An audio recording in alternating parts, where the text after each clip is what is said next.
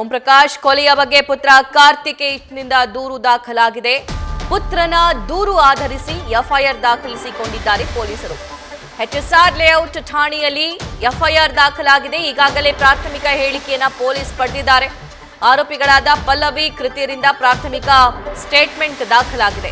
ಇವತ್ತಿಂದ ಬೇರೆ ಬೇರೆ ಆಂಗಲ್ನಲ್ಲಿ ಪೊಲೀಸರು ತನಿಖೆಯನ್ನ ನಡೆಸುತ್ತಾರೆ. ಈವರೆಗೂ ತಾಯಿ ಸೋದರಿ ಹೆಸರನ್ನ ಕಾರ್ತಿಕೇಶ್ ಪ್ರಸ್ತಾಪ ಮಾಡಿಲ್ಲ.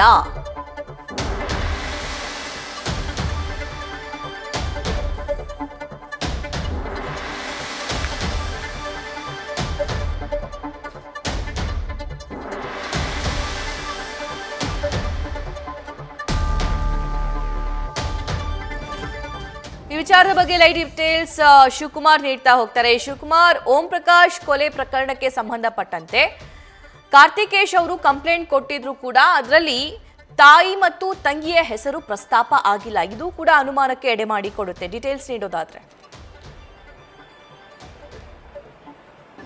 ಸಭಾ ನಿವೃತ್ತ ಡಿಜಿ ಓಂ ಪ್ರಕಾಶ್ ಅವರ ಭೀಕರ ಹತ್ಯೆ ಪ್ರಕರಣಕ್ಕೆ ಸಂಬಂಧಪಟ್ಟಂತೆ ಹತ್ಯೆ ಆದಂತ ಸಂದರ್ಭದಲ್ಲಿ ಮನೆಯ ಗ್ರೌಂಡ್ ಫ್ಲೋರ್ ನಲ್ಲಿ ಓಂ ಪ್ರಕಾಶ್ ಅವರ ಪತ್ನಿ ಪಲ್ಲವಿ, ಮಗಳು ಕೃತಿ ಇರ್ತಾರೆ. ಮನೆಯ ಫಸ್ಟ್ ಫ್ಲೋರ್ ನಲ್ಲಿ ಕಾರ್ತಿಕೇಶ್ ಅವರ ಪತ್ನಿ ಇರ್ತಾರೆ. ಆದ್ರೆ ಇದು ಮನೆ ಸಪರೇಟ್ ಇರೋದ್ರಿಂದ ಗ್ರೌಂಡ್ ಫ್ಲೋರ್ ನಲ್ಲಿ ಓಂ ಪ್ರಕಾಶ್ ಪತ್ನಿ ವಾಸವ ಇದ್ರೆ, ಮನೆಯ ಫಸ್ಟ್ ಫ್ಲೋರ್ ನಲ್ಲಿ ಕಾರ್ತಿಕೇಶ್ ಹಾಗೂ ಕಾರ್ತಿಕೇಶ್ ಪತ್ನಿ ಇರ್ತಾರೆ. ಮನೆಯ ಸೆಕೆಂಡ್ ಫ್ಲೋರ್ ನಲ್ಲಿ ಮಗಳು ಪ್ರತ್ಯೇಕವಾಗಿ ವಾಸವ ಇರ್ತಾಳೆ. ಘಟನೆ ನಡೆದಂತ ಸಂದರ್ಭದಲ್ಲಿ ಮನೆಯ ಫಸ್ಟ್ ಫ್ಲೋರ್ ನಲ್ಲಿ ಓಂ ಪ್ರಕಾಶ್ ಅವರ ಭೀಕರ ಹತ್ಯೆ ಆಗುತ್ತೆ. ಹತ್ಯೆ ಆದಂತ ನಂತರದಲ್ಲಿ ಸ್ವತಃ ಪಲ್ಲವಿ ಪೊಲೀಸ್ ಅಧಿಕಾರಿಗಳಿಗೆ ಕರೆಯನ್ನ ಮಾಡಿ ಕೊಲೆ ಮಾಡಿರುವಂತಹ ವಿಚಾರವನ್ನ ಹೇಳ್ತಾರೆ. ಯಾವಾಗ ಪೊಲೀಸ್ ಅಧಿಕಾರಿಗಳು ಸ್ಥಳಕ್ಕೆ ಬರ್ತಾರೆ, ಓಂ ಪ್ರಕಾಶ್ ಅವರ ಪುತ್ರ ಕಾರ್ತಿಕೇಶ್ಗೆ ಮಾಹಿತಿಯನ್ನು ಕೊಡುವಂತ ಕೆಲಸವನ್ನ ಸ್ವತಃ ಪೊಲೀಸ್ ಅಧಿಕಾರಿಗಳು ಮಾಡಿರುವಂತದ್ದು.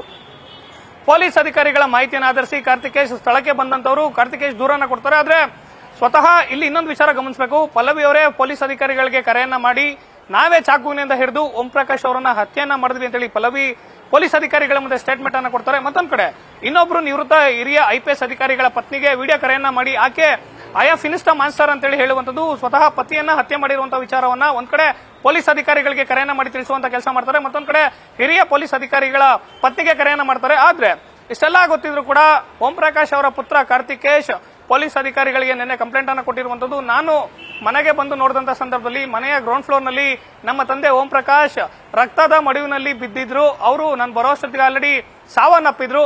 ಘಟನೆಗೆ ಸಂಬಂಧಪಟ್ಟಂತೆ ತನಿಖೆಯನ್ನ ಮಾಡಿ ಅಂತೇಳಿ ಪೊಲೀಸ್ ಅಧಿಕಾರಿಗಳಿಗೆ ದೂರನ್ನ ಕೊಟ್ಟಿದ್ದಾರೆ. ಹೊರತಾಗಿ ಕಾರ್ತಿಕೇಶ್ ಕೊಟ್ಟಂತ ದೂರಿನಲ್ಲಿ ಎಲ್ಲೂ ಕೂಡ ತಾಯಿ ಪಲ್ಲವಿ ಹಾಗೂ ಸಹೋದರಿ ಕೃತಿ ಬಗ್ಗೆ ಉಲ್ಲೇಖವನ್ನ ಮಾಡಿಲ್ಲ. ಇದು ಕೂಡ ಸಾಕಷ್ಟು ಅನುಮಾನಗಳಿಗೆ ವ್ಯಕ್ತ ಆಗ್ತಿರುವಂತದ್ದು. ಅಂದ್ರೆ ಕಾರ್ತಿಕೇಶ್ಗೆ ಅವರ ತಾಯಿ ಹಾಗೂ ಅಥವಾ ತಂಗಿ ಕೊಲೆ ಮಾಡಿರುವಂತಹ ವಿಚಾರದ ಬಗ್ಗೆ ಗೊತ್ತಿಲ್ಲ.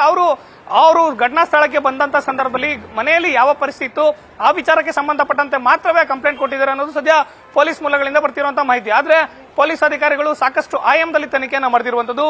5 ದಿನಗಳ ಹಿಂದೆ ತಂಗಿ ಮನೆಗೆ ಓಂ ಪ್ರಕಾಶ್ ಹೋಗಿರ್ತಾರೆ. ಈ ವಿಚಾರವೆಲ್ಲವೂ ಕೂಡ ಪೊಲೀಸ್ ಅಧಿಕಾರಿಗಳ ವಿಚಾರಣೆಯಲ್ಲಿ ಹೊರಬಂದಿರುವಂತದ್ದು. ಹೆಂಡತಿ ಜೊತೆ ಜಗಳ ಮಾಡಿಕೊಂಡು ತಂಗಿ ಮನೆಗೆ ಹೋಗಿದ್ದಂತ ಓಂ ಪ್ರಕಾಶ್ ಮನವೊಲಿಸಿ ಮನೆಗೆ ಕರ್ಕೊಂಡ್ ಬರುವಂತ ಕೆಲಸವನ್ನ ಕೃತಿ ಮಾಡಿರ್ತಾಳೆ ಮಗಳು. ಆದ್ರೆ ನೆನ್ನೆ ಗಲಾಟೆ ಆದಂತ ಸಂದರ್ಭದಲ್ಲಿ ಏಕಾಗಿ ಅವ್ರ ಮೇಲೆ ದಾಳಿಯನ್ನ ಮಾಡಿ ಹತ್ಯೆಯನ್ನ ಮಾಡ್ತಾರೆ. ಘಟನಾ ಸ್ಥಳದಲ್ಲಿ ಸಿಕ್ಕಿರುವಂತಹ ಫಿಂಗರ್ ಪ್ರಿಂಟ್, ಫುಟ್ ಪ್ರಿಂಟ್ ಸೇರಿದಂತೆ ಎಲ್ಲಾ ಆಯಾಮಗಳಲ್ಲೂ ಸದ್ಯ ಪೊಲೀಸ್ ಅಧಿಕಾರಿಗಳು ತನಿಖೆಯನ್ನು ಮುಂದುವರಿಸಿರುವಂತದ್ದು. ಸಭಾ, thank you Shivu. News first ನಿರ್ಭೀತಿಯಿಂದ ನಿಮ್ಮ ಪರವಾಗಿ.